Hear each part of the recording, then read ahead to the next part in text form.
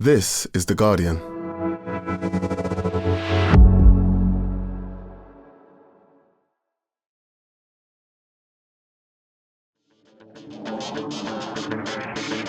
Hello and welcome to The Guardian Football Weekly. It's an EFL pod for you today. Frank Lampard's Coventry begin with a draw against Cardiff. We'll find out the panel's thoughts on the appointment and how big a deal this is for Frank himself. At the top, a big win for Sheffield United over Sunderland in a fiery game on Friday night. There's Burnley's rock-solid defence and a slip for Leeds at Blackburn. And then to Wayne Rooney's Plymouth, who have shipped 10 in 2. And the sinking ship that is Luton Town. League One virtually had a week off with the second round of the Cup, but we'll ask how Wycombe are upsetting the money bag sides around them. The Cup itself gave us a last-minute equaliser from Leyton Orient's keeper and a great win for Tamworth. Also, the scrapping of replays rightly getting a hammering over the weekend. We'll revisit the crisis at Swindon in League Two, answer your questions, and that's today's Guardian Football Weekly.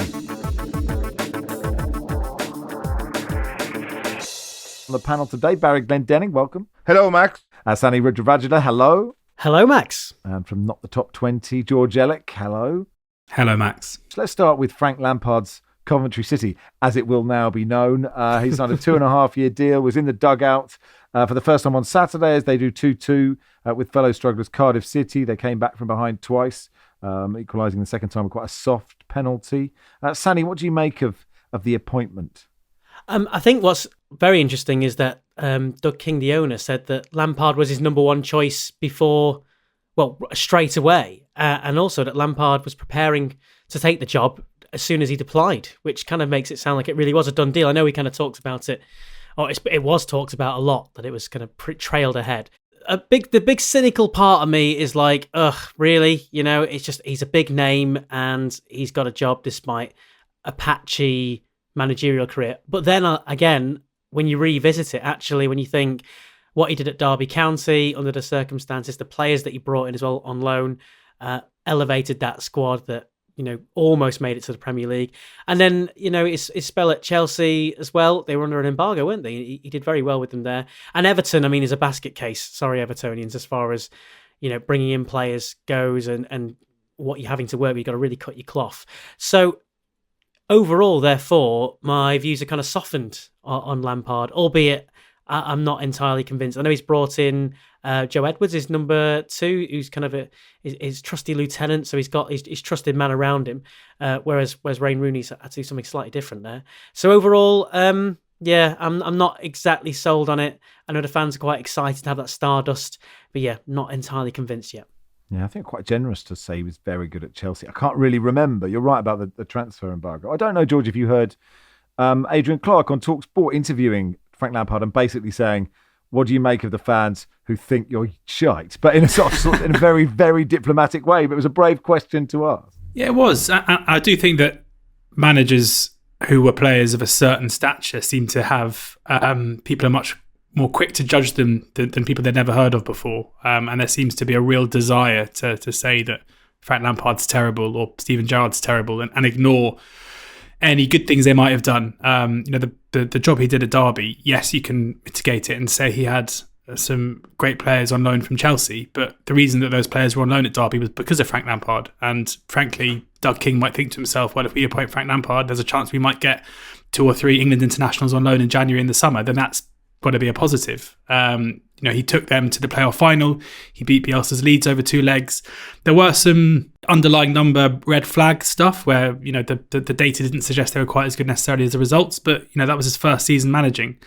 Obviously, Everton and Chelsea didn't go to plan. I think, in my view, it's when you consider the swap of Mark Robins for Frank Lampard, it makes very little sense. And it's very hard to make a case as to why Doug King, as the owner, would look at the option that he had in the dugout, what Mark Robins had achieved at Coventry, albeit going through a difficult moment, and albeit having gone through an issue in the summer where he had to part company with his assistant manager, Adi Vivesh, which seemingly left a sour taste in the owner's mouth. But when you consider Lampard as the other option, someone who is probably kind of getting towards the last chance saloon in terms of their managerial career at this level, where if this doesn't go to plan, it's very hard to see why he would necessarily get another job. You could probably see him, if he wanted to, follow the Gerrard pathway of monetising a name rather than necessarily monetising managerial acumen. But I don't think we should be too surprised if it does work out for Lampard. I think he is someone who is entitled to learn on the job. I think managers are often assume they have some kind of innate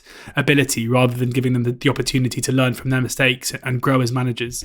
It's interesting, Sanny mentions there Joe Edwards being his right-hand man. I mean, his right-hand man at Derby was Jody Morris, who was also, he worked with at Chelsea, and he's not part of this project, and he wasn't part of the Everton project. Edwards is clearly a very highly respected coach, and I kind of am of the belief that someone like Lampard is probably as good as their assistant manager. And if this is to work at Coventry, it'll probably be a reflection, that goes well for Lampard, but also that Edwards is someone who, having not been given much chance at Millwall last season where he was appointed manager, this is probably an opportunity for him to show what he can do. I wonder, Baz, if we overplay the surprise that someone like Frank Lampard can be bothered to be a manager. Same goes for Wayne Rooney. We sort of go, why would they bother with that? They could both be pundits, earn lots of money, have a nice life. But, the thirst to do something interesting with your life, doesn't stop when you hit 37, even if you have limitless money. I don't know. Are you suggesting that spouting banalities about football matches on a weekly basis is in some way boring, Max, and tedious? No, I'm not saying it's boring or it's tedious. I'm saying it's not difficult. It's what I'm saying. Well, some might say it is difficult, but the people who are very good at it just make it look easy. Well, no, there is that. What I'm suggesting is, Barry. Okay, I know what you're suggesting. I'm being facetious. Now you've made it. Yeah, but now it is about you. I wouldn't imagine you would take a job as the manager of a championship side. I have a friend who manages an under-9s team of a quite well-known London club, and I wouldn't swap places with him in a million years. I can't imagine anything worse. He tells me stories about the behaviour of parents on the touchline that make me want to go down there and just bump skulls together. But anyway, I'm off on a tangent now. And as far as I can tell, dealing with the egos of under-9 footballers, some of whom are clearly better than others, sounds even more difficult than dealing with the egos of grown men who, some of whom are much better than others. I think Frank Lampard clearly wants to prove him that he is a good manager.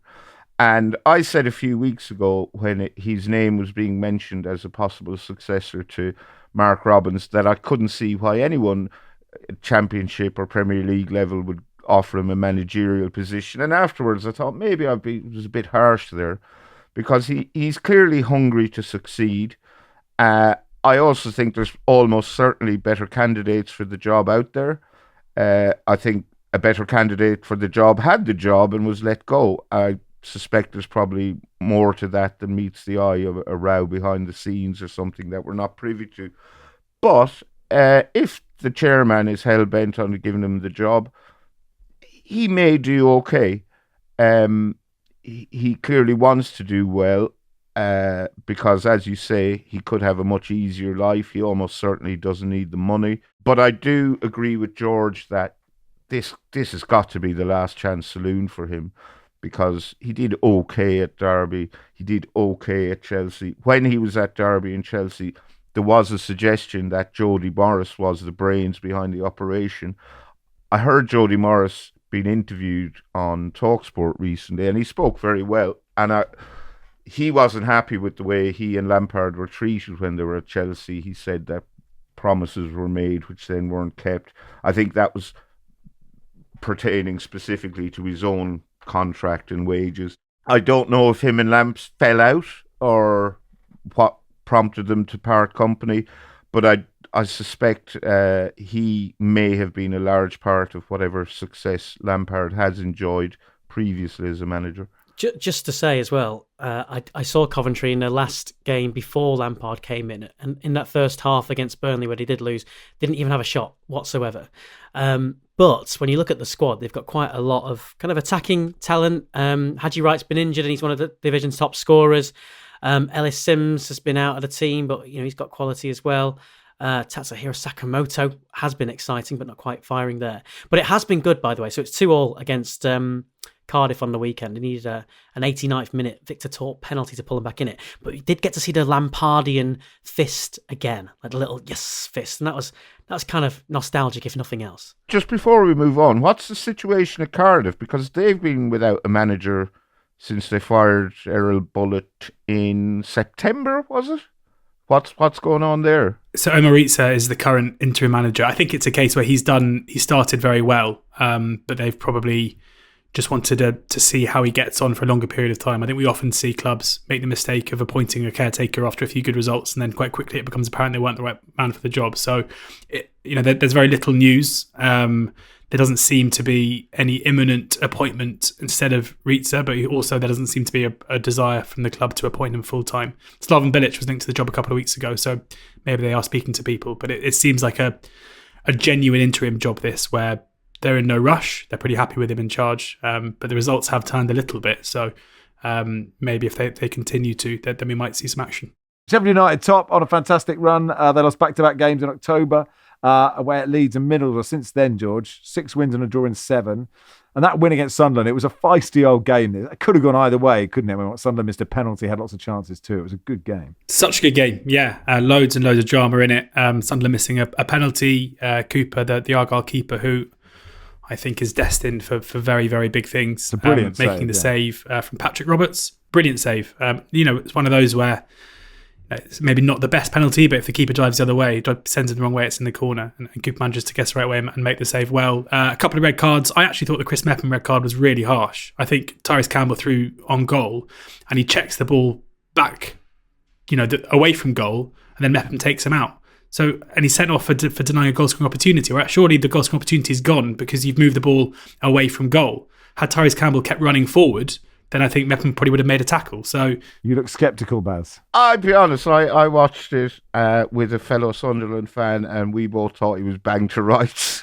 But I agree. But I don't understand how is he meant to get a shot off after shifting the ball backwards? Like if Mepham makes a tackle on the assumption that Tyrese Campbell's going to keep running forward, but he diverts the ball away from goal in order to draw the challenge. Like I think it's definitely a foul. And I think a yellow card would suffice. I don't think there's like any way that Campbell can get a shot off with his next touch unless he does a back heel from 25 yards. I am prepared to concede that me and the fellow Sunderland fan I was watching with had quite a few drinks at this point of the evening. So I will bow to your knowledge. But I mean, if I thought it was unfair, I would be shouting about it from the rooftops. But I thought, yeah, that's fair enough. Harry Souttar's 2 yellow cards were definitely fair, I think, which saw 10 aside. And then a really nice story for the winner, Tom Davis, who went to Sheffield United in the summer of 2023, has had some really bad hamstring issues, has spoken in the press about how his injuries have had a massive impact on his mental health and how he's found it really difficult to kind of stay positive around those. And he is making his way back from injury, scored a brilliant goal, kind of beating a couple of players and firing it through Patterson, the Sunderland keeper. Huge scenes in the corner. It felt like a really significant Friday night for Sheffield United and Chris Wilder, who, I think are proving quite a few people wrong. It's easy now in hindsight, given they were a relegated Premier League side, to kind of think this was expected, but it absolutely wasn't. There were kind of in the summer real concerns as to whether Sheffield United were going to be able to mount any kind of challenge in the Championship, and whether Chris Wilder still had it, to be frank. But right now, he's certainly proving that any concerns that maybe his managerial ability was over the hill look to be unfounded. They look very strong. Yeah, I mean, the fun thing about the Championship, which isn't always the case, quite often there is one or two that are sort of running away with it, is, Sanny, that it is tight, isn't it? Sheffield United top on 38, Burnley 36, Leeds 35, Sunderland 33, Middlesbrough 30, Watford 30, West Brom and Blackburn 28. Of those, who do you think have shown the most promise or are showing the most promise? Well, you'd like to say Leeds, but then, as with all these teams, they then fall apart against Blackburn Rovers, albeit actually Rovers kind of rode the luck a little bit. I think Tyrese Dolan should have been sent off in that defeat. Kind of a wild challenge on just beyond the hour. I've seen quite a bit of Burnley this season, and I think it's safe to say they're kind of boring their way to the title. Certainly first halves, not much is happening. It's very different to the Vincent Kompany style as far as necessarily playing it out from the back. It can be a bit quicker, but they are keeping clean sheets, 5 clean sheets in the row. Once they take the lead, they're very good because of the players they've got, of keeping hold of it. So when you think about all these other teams are kind of quite variable, Burnley kind of can keep grinding it out no matter what, which isn't the most exciting, but then again, when you get into the Premier League, you don't necessarily want to be doing that, do you?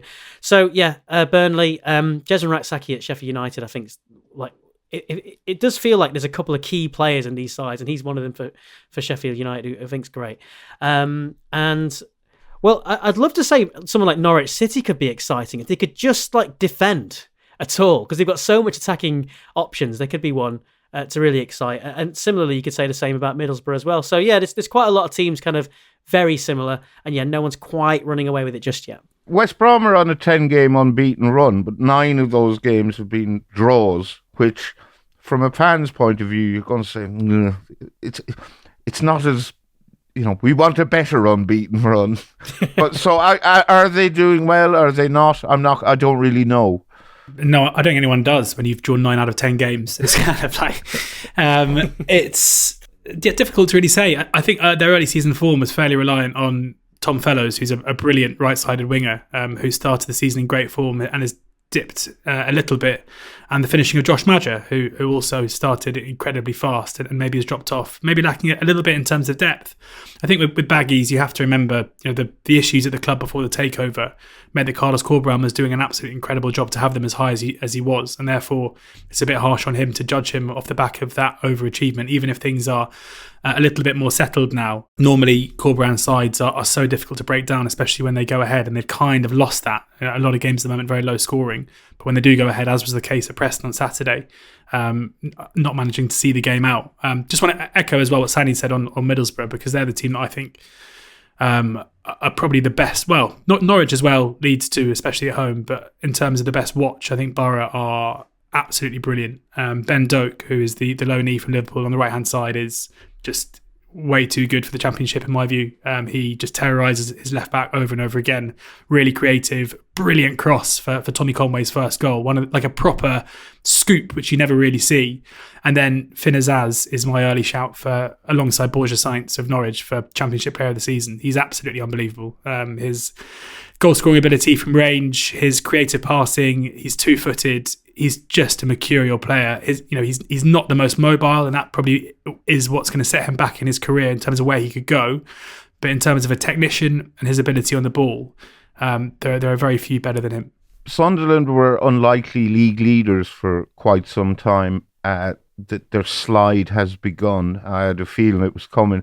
I'm just curious to know, from you as people who see more of the Championship than I do, how far could they slide? Sanny, do you want to take on Sunderland? Take on Sunderland or the fans, maybe, I don't know. I saw the 0-0 at Preston, where Joe Bellingham had been suspended, which was really disappointing.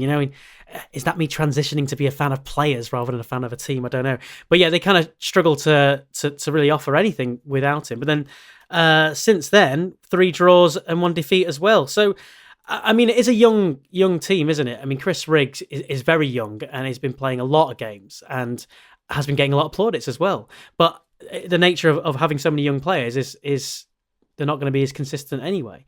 And it doesn't take much for it to kind of come apart. So could you put it down to that, George? I think young players, is that am I getting myself off the hook?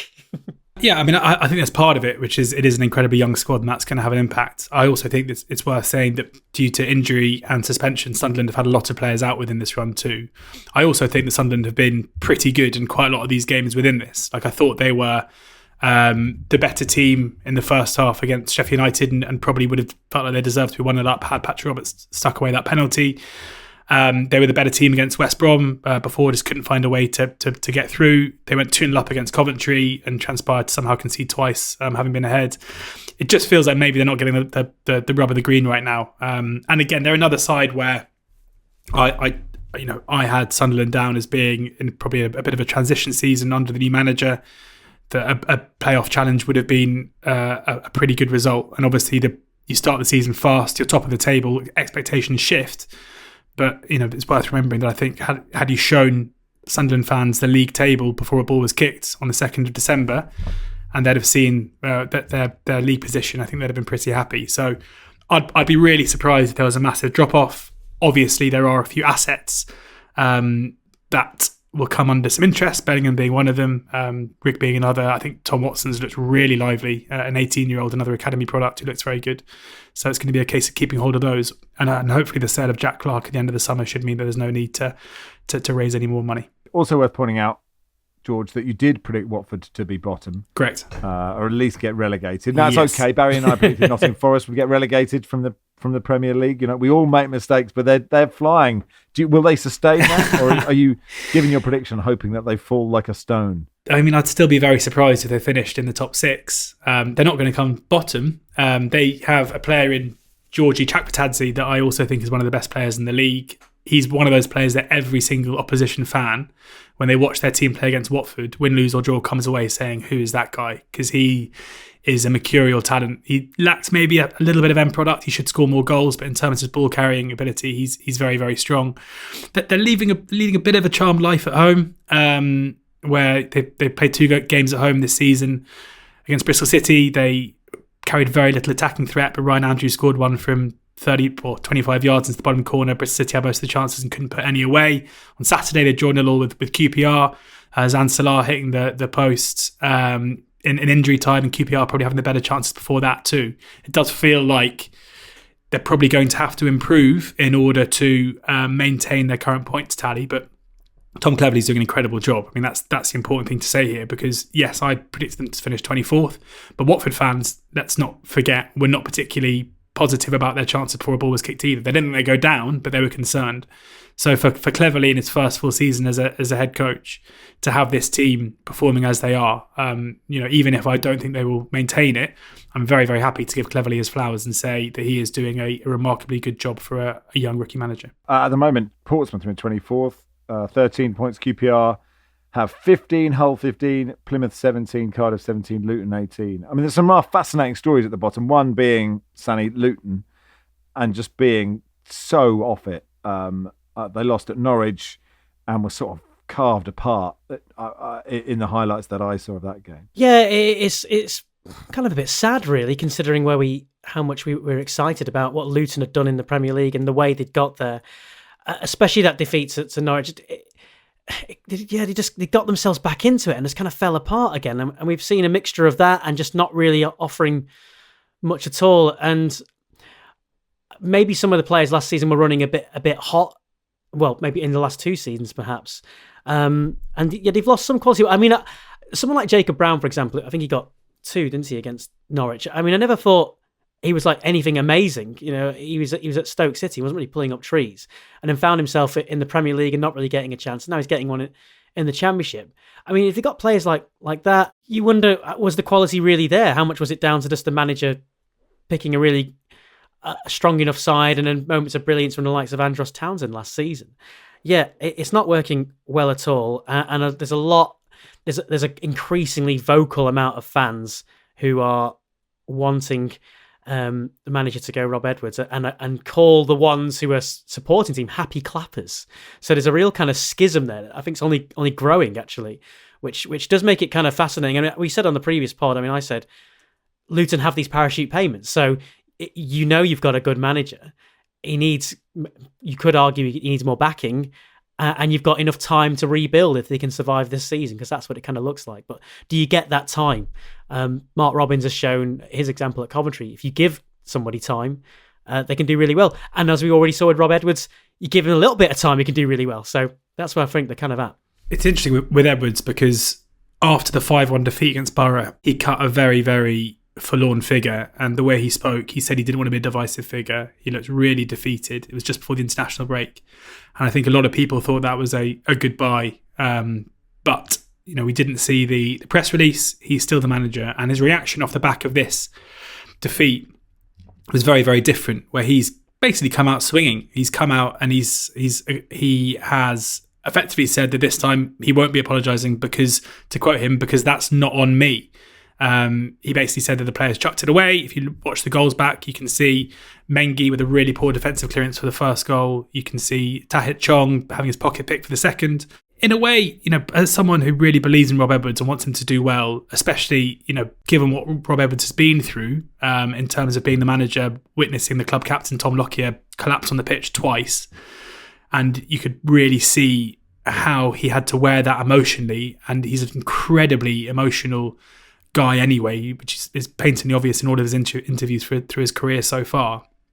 I want it to work out. So to see him come out and kind of puff his chest out a bit and not throw his players under the bus, but come out and be a bit defiant and lay a bit of a challenge down to them has to be a positive, because their away form at the moment quite clearly isn't good enough. They are embroiled in a relegation battle, but clearly the club believe in Edwards, and it's refreshing to see a club stand by their manager and stand by their man rather than looking to cut the cord straight away. So I'm hoping that fighting spirit from Edwards will be reflected in their performances going forward. Wayne Rooney's Plymouth have conceded 10 in the last 2. 6 at Norwich, 4-0 away at Bristol City on Saturday. The camera angle at Ashton Gate is ridiculous, just so high. It looks like you're looking at the Maracanã in like the 80s. But Sanny, what of Wayne Rooney? Away from home, they're like tragically bad. They're okay at home, aren't they? They are good at home. In fact, I've got the league table here. So it's played 8, won 4, drawn 3, only lost 1 at home. But that's actually not on Rooney necessarily. Like, their away form hasn't been great for a few years now. So, but yeah, it is really sad what's happening with Wayne Rooney, and he's coming out and saying that he needs the players to show more effort, which, yeah, you can argue that. He's talking about busting out home truths in the dressing room. And I just think there's the classic story, isn't there, of the Charlton brothers, and how Bobby Charlton wasn't a great manager and Jack was, and Jack said it was because he didn't have the ability of Bobby. And it kind of feels a bit like that with Rooney. Like, is he expecting the players to do things that he did, and also he was incredibly gifted, and these players can't do it? Maybe that's an easy out. Is it a case that he doesn't have, Liam Rosenior as one man you could shout that he had previously, and somebody of that ilk alongside him on the tactics side? I mean, I know Joe Edwards, the captain, another Joe Edwards, had been talking about how I think it's on a TalkSport interview actually, how Rooney's kind of very good as a man manager, and the players all love him and the club all love him, and that side is great. And yeah, imagine Wayne Rooney telling you you're doing well. Of course you'd puff your chest that, wouldn't you? But the tactical side maybe isn't there, and that's really kind of hurting him, because the man management side without that part is clearly not working. Defensively, they are atrocious. There are parallels there with Lampard, and I think even when Glenn Hoddle was managing back at Chelsea, back at Swindon, it was years ago, it was always a thing that he would be asking players, just touching on what Sandy said there, asking players to do things that he thought were completely easy and straightforward, but they just weren't good enough to do what he was asking them. So that could be a thing. Yeah, I mean, there is that amazing video of John Moncur and Hoddle. I think it's John Moncur at Swindon, and Moncur was a good player, but Hoddle's just like, just drop your shoulder, put it in the top left-hand corner with your right foot and with your left foot. Because Hoddle was so good. I mean, Hoddle was a good manager for England, I guess. Last thought on part 1, George? Just on Argyle, like it does. I mean, away from home, they're basically the worst team I think I've ever seen in comparison to the rest of a league. It's absolutely bizarre. They're routinely thrashed. They've only scored 3 goals on the road. They offer very little attacking threat. But if we're going to blame Rooney for that, we've also got to give him credit for their home form, because the home form is, it's better than most teams in the league. They've beaten Sunderland at home, they've beaten Blackburn at home, they've beaten Luton at home. They've only lost 1 game at home, and that was only 1-0 back in August. So we can't just hold up their away form as being evidence that Wayne Rooney isn't up to it, because in half their games they're beating teams. Why they're so bad away from home, I have absolutely no idea. I always find it really baffling when teams are this Jekyll and Hyde. Like, what is it about travelling on a coach, even to Bristol? It's like 2 hours away, where you suddenly get on the pitch and you physically can't do what you did before. Yeah, it doesn't make any sense. But you would think someone like Rooney, of all people, who played the game with such a fearless way, would be someone who should be able to instill some confidence in the side when they go on the road, and should be able to enable them to play freely. But right now, they turn up away from home and they cannot get out. They sit so deep. They carry nothing in terms of threat. And it doesn't matter how good they are at home. If they don't improve away from home, they'll pick up very, very few points. And that's going to mean that they're going to struggle to stay up. Can I just a quick shout out that Hull City are looking for a new manager, with Tim Walter sacked. No wins in 10 now. He'd had 17 games, winless in 9. And yeah, they're looking for a new man. Yeah, and the owner, the Turkish Simon Cowell, said he's not being sacked today, and then they lost really badly, and then he was sacked today. Anyway, that'll do for part 1.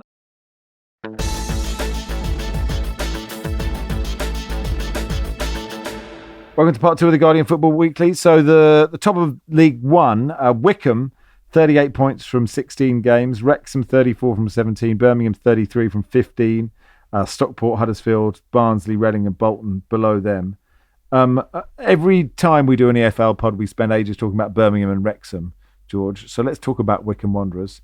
How the hell are they there? Because they're really good, I think is the short answer to that. I think in Matt Bloomfield, they've got a manager. It's such a great story, this, when you've got a guy who's played over 500 games for a club, who is just a complete cult hero, who's performed so well, who then steps in for his old boss, Gareth Ainsworth. And things didn't go necessarily to plan straight away. It wasn't that long ago that quite a lot of Wycombe fans had basically said that, reluctantly, Bloomfield clearly hasn't got it. But he clearly does, because what they've done the back end of last season and then this season is quite incredible. It's a winning run now that dates back to the 1st of October. They've only lost 2 games this season. Those were their first 2 games of the season, and they were against the 2 teams you just mentioned, who currently sit just beneath him in the table in Birmingham and Wrexham. So maybe the signs were there. From an attacking perspective, they just score a lot of goals and create a lot of chances. One of the, I think, best signings in recent football history has to be Richard Kone, who they signed directly from Athletic Newham, and he is now scoring goals at League One level fairly consistently. Like how they picked him up, amazing. Who previously played in the Homeless World Cup, now leading the line for Wycombe. Fred Onyedinma also in fantastic form. Their recruitment in the summer was really, really smart as well. Cameron Humphreys probably the star man in from Ipswich. Also Caleb Taylor, the centre-back. It just feels like a club who are doing things right. And, they're the classic case at the beginning of the season where they start winning games and everyone's like, well, they're probably going to fall away. But as time goes on, if anything, their performances are improving as they believe in what they're doing more and more. And, a few weeks ago, I was wondering who is it going to be who's going to be up there challenging Birmingham up towards the top end. And now, these teams have to go and catch Wycombe, because the signs are that they're the real deal. George, you mentioned Birmingham there, and I mean, amazing. Terrible for the U's, because obviously I want teams near the bottom to lose, but for Gareth Ainsworth to take the Shrewsbury job and then beat Birmingham in his first game 3-2 is just ludicrous. Yeah, incredible. I mean, you obviously don't want to do too much in terms of hyperbole, but I can't think of many same league kind of upsets of this scale, because Shrewsbury started the season incredibly poorly. Had sacked Paul Hurst, the manager, bringing Gareth Ainsworth up against the Birmingham side, who there have been a lot of big spenders in League One in recent seasons, but Birmingham certainly topped that, especially with the Stansfield fee, but also plenty of other kind of £1 million plus fees paid in the summer. The massive gulf between these two sides in terms of what they've spent, the massive gulf in terms of their points tally and their performances so far this season. So for Ainsworth to come in and oversee a 3-2 win, and it wasn't at backs to the wall. I mean, yes, they dropped in very deep and let Birmingham have the ball, but by the time Shrewsbury went 3-1 up, Birmingham had only managed 4 shots. Like, it wasn't relentless pressure from Birmingham and Wycombe taking their chances. And, the goal that Birmingham scored to make it 3-2 was a penalty in itself, and they saw the game up relatively comfortably. So, for Gareth Ainsworth, he feels like someone who he has a very unique way of doing things. If he gets buy-in, as he did at Wycombe, things can go very well. If he brings in someone to do the haka and QPR players sit in the cafeteria and look at each other wondering who the hell is this guy, then things don't go so well. So if there's a manager who needs a result like this in order to galvanise the club and get buy-in from the players and the fans, it has to be Ainsworth. And while things got off to a hell of a start with that, I'm sure he'll just be frustrated that they weren't able to play a league game in the week after, given the FA Cup break. The silence after the haka. It's one of the greatest videos. If you haven't seen it, just go and watch QPR. I haven't seen it. Have you not seen it? Completely oblivious to it. Yeah, I mean, he's got the QPR, he's doing the bonding. It's really early on. He brings in, I don't know who it is to do the haka, a Maori rugby team of some sort, I'm not sure. But anyway, they do the haka, and then it sort of cuts to the QPR squad in their tracksuits sitting around the canteen. A bit like a sort of scene from The Office. They're all just silently, it's amazing. We talked about Birmingham. They beat Blackpool 2-1 in the FA Cup. George, how is Steve Bruce getting on at Blackpool? It was a tragic start to his time there.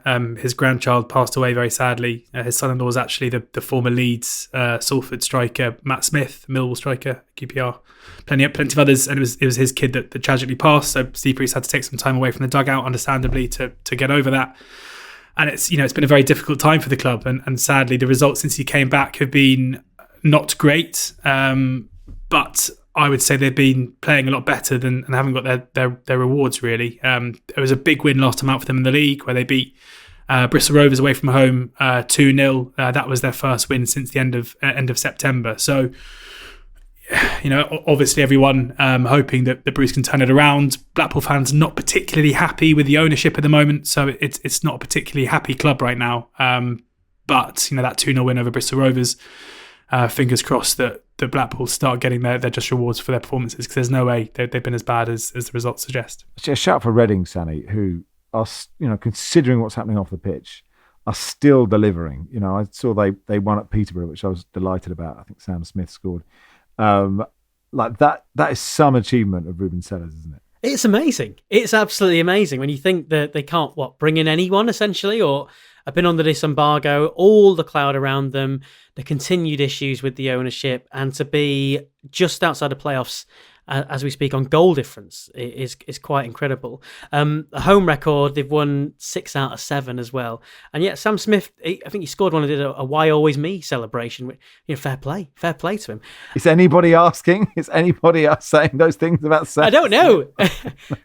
They're always talking about the other Sam Smith, aren't they? Maybe that's what he was trying to reclaim the name, perhaps. So they're very good. Around them, there's a few other interesting ones. I mean, Bolton Wanderers lost 5-0 to Stockport a couple of weeks back, and Ian Evatt kind of really, he's had a lot of stick, but then he's that sort of personality. If you go back a couple of seasons when he were in League Two, and he said they were the best team in the league and they were right near the bottom of the table, and galvanised them and they won promotion. Since that defeat, though, they've won 2 and then they drew to lowly Cambridge. Do you know what? I watched them and we had a man sent off after 50 minutes. We equalised late on, but we weren't good.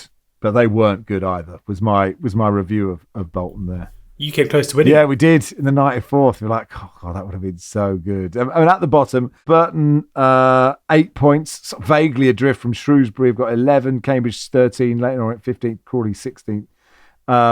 Leyton Orient had a great FA Cup game, didn't they, against Oldham. Their goalkeeper, so have you seen this, Baz, scoring a header in the 99th minute to equalise, take it to extra time? I'm aware it happened. I haven't seen it. It was a great header. It was a rare... Normally, I always think when keepers come up in the last minute, it's normally because of a corner. But this was a free kick from wide, which is a change to the usual way this works. But yeah, Keeley, their keeper, with a really nice kind of glancing header, Josh Keeley. He kind of got in between 2 defenders, a good header into the run into the corner to celebrate.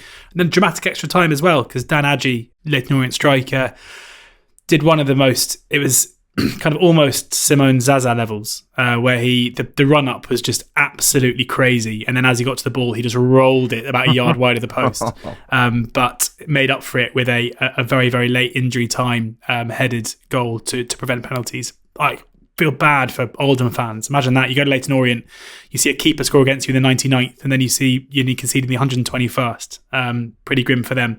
But yeah, Orient go through to the next round. You wanted to mention Burton as well, George, and their ownership. Yeah, it's tricky. This new owners came in at Burton in the summer, the Nordic Football Group, with kind of big plans, and brought in a lot of new players. Brought in Mark Robinson as manager.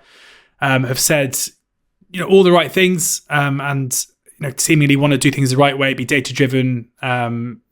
Kind of evidence-based decision-making. It's been a big shift from the Ben Robinson era where things were maybe a little bit more traditional, a bit old school. Burton, Albion maybe knowing who they are a bit more in terms of kind of punching above their weight. Robinson was sacked, having not won a game this season a few weeks ago. There is kind of no news as to who the new manager is going to be. Tom Hounsell in charge at the moment. And, I kind of said it last week where a home tie against Tamworth was almost the worst possible draw for them, because the expectation level from Burton Albion fans is of course, to beat a non-league club who will come to the Pirelli believing they can upset them. And that's what they did. It was 0-0, but they won it on 0-0 normal time, 1-1 after extra time, and Tamworth won it on penalties. And, it feels to me like the new owners have to action some change now, because not only are Burton Albion kind of drifting towards League Two, but also, for any new ownership group, you have to keep the fans on side, and being beaten at home by a non-league club isn't going to help that. So, we'll see who they bring in. But right now, Burton fans not particularly happy. Jack says, after teams missing out on replays and big paydays and those non-league sides who were even at 90 minutes going out, Tamworth aside, do we think scrapping replays has killed the magic of the Cup? I mean, Reading Harborough, Sanny, was a real example of this, wasn't it? Finished 5-3 to Reading. Harborough were 1 up, then 2-1 up, 3-2 down, equalised later on, had an amazing chance to win at injury time and lost in extra time. And you do wonder why replays in the first and second round were cancelled for a National League trophy that means nothing to anyone and for teams in the Champions League. It doesn't really affect Aston Villa, this particularly, does it? It's absolutely demented. I don't understand why this came in. And also, if I recall, wasn't it just like a random announcement in the summer? Like we're just getting, and then it was all mixed in with other stuff about, TV rights and, every club's going to get a bit more money and stuff. No, I mean, like, this competition is getting diminished so often. I mean, you can go back to so many times, even in recent years when VAR started coming in at grounds that could have VAR and not in others. You know, you're eroding it. The thing about the FA Cup, it's supposed to be any team has an equal chance of winning it, whatever division you're in. And the scrapping of replays, which was a fundamental part in the lower leagues, it massively weights it towards the side that's professional, that has its players training every day, that have all that experience behind them. And yet football is so great because it's such a leveler. So yeah, you scrap it and then you immediately weight it towards the professional side that has the fitness to do it. So yeah, rubbish. Hate it. I don't know why it came in. I don't know what consultation they had on it. And I wish that maybe the FA could turn around and maybe have the presence of mind to go, let's reconsider this. Let's actually review it again. You know, do we ever go back? Can we ever go back? Is the genie always out of the bottle? Can it ever go back in? And I kind of, even though I disagree with it, with third round onwards, you know, at least you can make the case for player welfare and other things. But in first and second round, it makes absolutely no sense. And, you know, Sanny talks about it from a sporting perspective, and that is, of course, true. Like, I think it's a myth, this idea that going straight to extra time and penalties helps the David in the David versus Goliath because, you know, they've got more chance of getting to penalties and therefore going through because there is such a massive difference in terms of fitness levels between the two sides. Only Kettering and Tamworth in the first 2 rounds progressing. But there's also a massive financial part here where that game finishes 3-3. Harborough Town would therefore be rewarded with a sellout at home, hosting Reading, and also having their game on terrestrial TV. So massive TV money. And there's another part to this too, away from replays, where like, how is that game not on TV? How is Harborough Town, a team in the 7th tier, travelling to a Reading side who were a Premier League team not long ago at a huge stadium, albeit like a fairly empty stadium, and I worry that's the reason why. How is that not picked for television? Especially, what an opportunity that would have been as well to highlight Reading's plight at the moment, to highlight the sell before we die movement, to talk on a big stage about really pressing issues. There seems to be a real desire not to show televised games if the perceived favourite is at home. I guess because they're scared that it might be 4 or 5-0 and therefore a bit of a non-event, but you lose out on these incredible stories. So I think like reform of the FA Cup is needed and not in the way that we saw it over the summer. This should have been a completely club-changing moment for the achievements of Harborough Town over the last couple of weeks. And instead, it's a story of what might have been. And that's tragic, especially when in previous seasons, they'd have been rewarded not only from a sporting perspective, but also financially for what they've done. Can I just put my tinfoil hat on and ask, is it conceivable that somebody somewhere would rather this game wasn't on television because they don't want what's going on at Reading to be highlighted because it paints the game in a bad light? Maybe. I mean, that's incredibly sad if it's true, because, you know, the issues at Reading, the way that sadly the media works now, and it's something we see often with our pod, is that you talk about off-field issues, you talk about really pressing concerns, and numbers drop off because people care more about football. But raising awareness for these issues, raising awareness for what's going on at Morecambe now, but possibly at Swindon, you know, these are the ways to get these things sorted. These are the ways to apply pressure to the people that matter. So, you know, if that is the case, then, you know, we're in bigger trouble than I imagined before. As I said, I kind of wonder if it might be just because the idea of putting an empty stadium on TV doesn't look great for the competition. You can see terrestrial TV wanting, tin pot, tiny little, meet the tea For lady sure. type stuff in the first round, I guess. Anyway, look, you mentioned Morecambe and Swindon. Let's do a bit of them in part 3.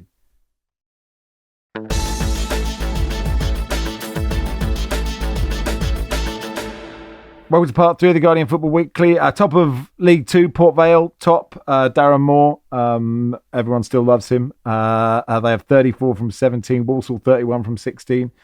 Crewe 30 from 17. Below them, Doncaster, Notts County, MK Dons, AFC Wimbledon.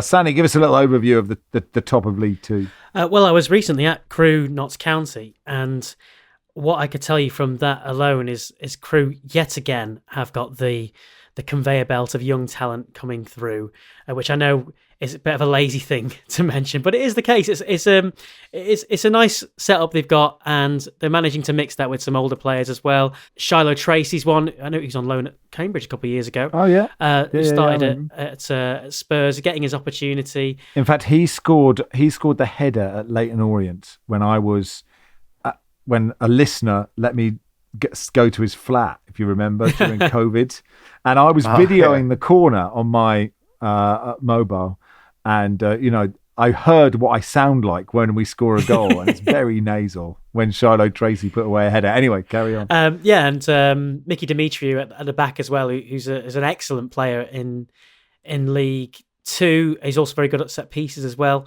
So yeah, they've got a really solid team there. Notts County, on the other hand, a lot of injuries. The managers who came in over when Luke Williams left, basically they've got an entirely new team.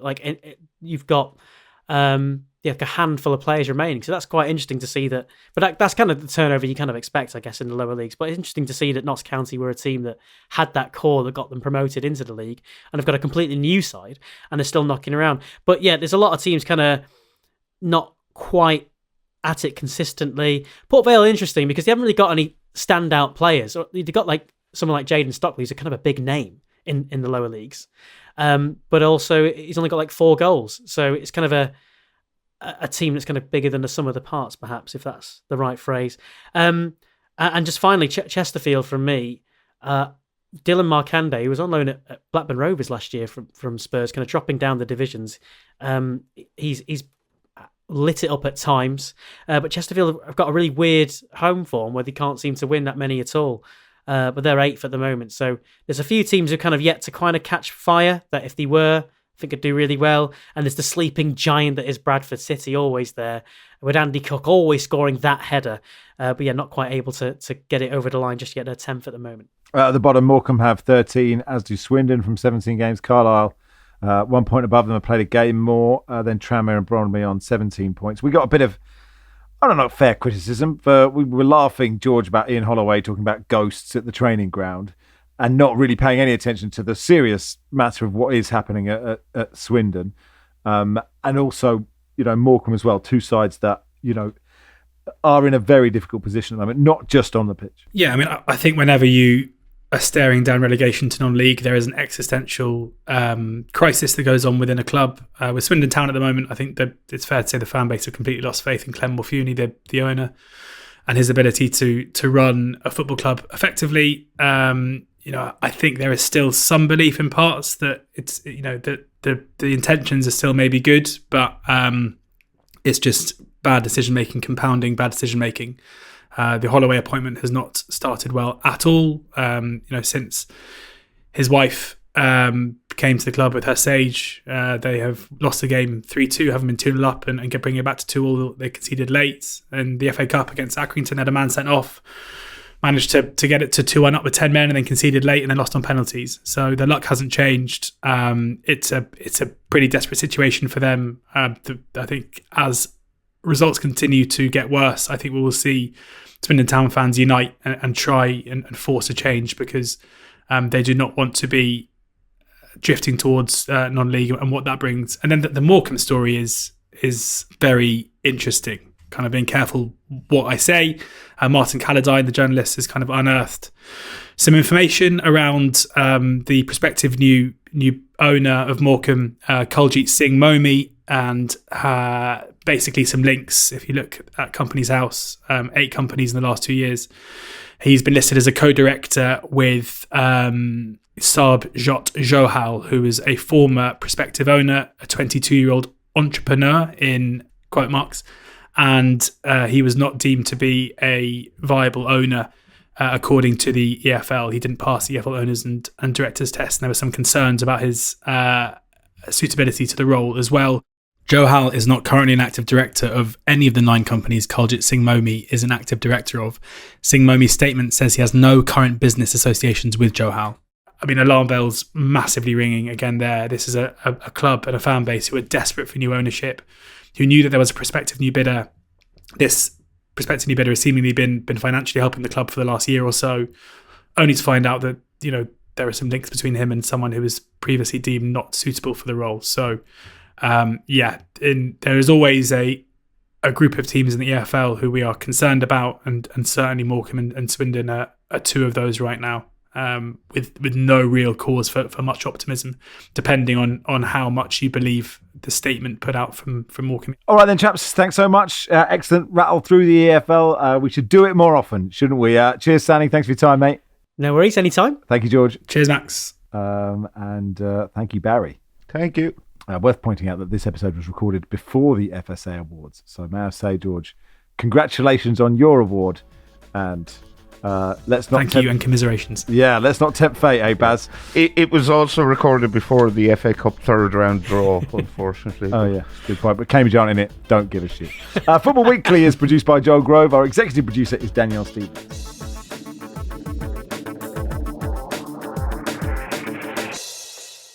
This is The Guardian.